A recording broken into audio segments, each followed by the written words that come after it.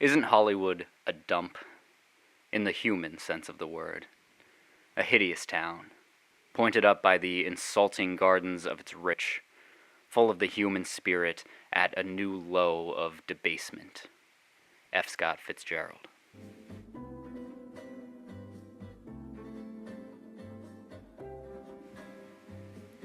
Midway through 1937, F. Scott Fitzgerald had moved to Hollywood to write for the movies.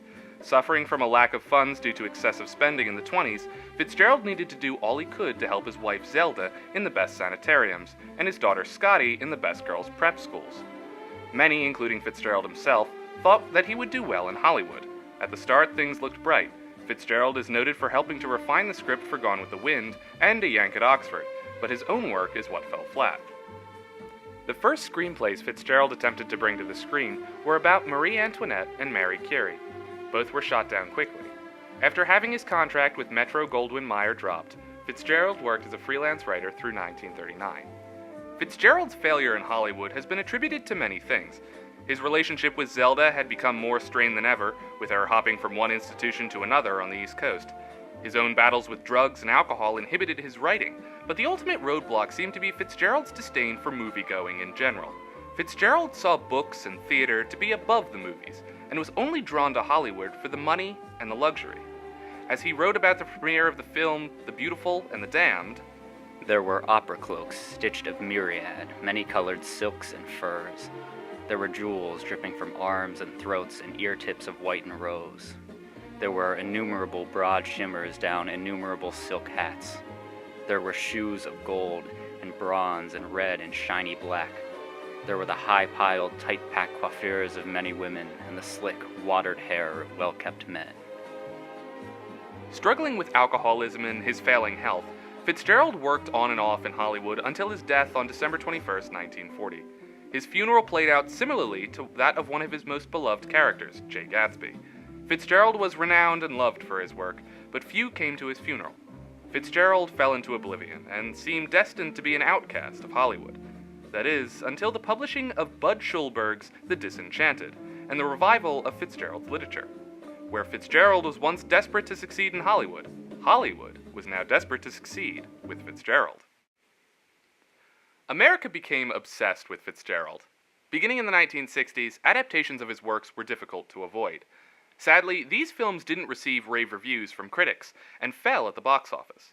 Henry King's 1962 production of Tender as the Night seemed to be a word-for-word translation of Fitzgerald's novel of the same name. From the scenery to the characters, everything was exact. However, this still didn't help it succeed. Tender as the Night fell short for many reviewers who were fans of Fitzgerald's work. The highly anticipated 1974 production of The Great Gatsby, starring Robert Redford and Mia Farrow, befell the same comments. It followed Fitzgerald's story, but lacked the sparkle of his words on paper.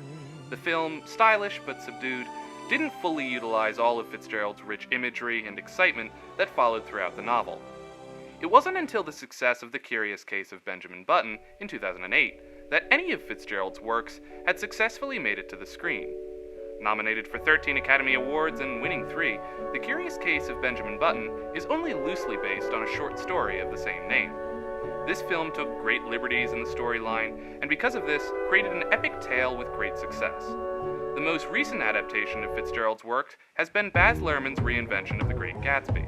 While a commercial hit, critics still weren't happy with it. But in the spirit of Fitzgerald and Hollywood, isn't that all he would have wanted for his films anyway? It's fascinating to note how quickly Fitzgerald's perception in Hollywood changed. While viewed as a washed-up writer in the 1940s, only 30 years later were his works the subject material for many films. While he was alive, it was difficult to imagine the extravagant, roaring 20s he penned, while Fitzgerald himself stood as an example of the aftermath of too much partying and spending. It is still very curious as to why Fitzgerald's writings never worked in Hollywood even after his death. Maybe the reason his work seems so vibrant on the page results not from his new and exciting settings and situations, but his new and exciting word combinations and effortless writing. F. Scott Fitzgerald's relationship with Hollywood was a complicated one, but it seems apparent that Hollywood still isn't ready to break its relationship with Fitzgerald.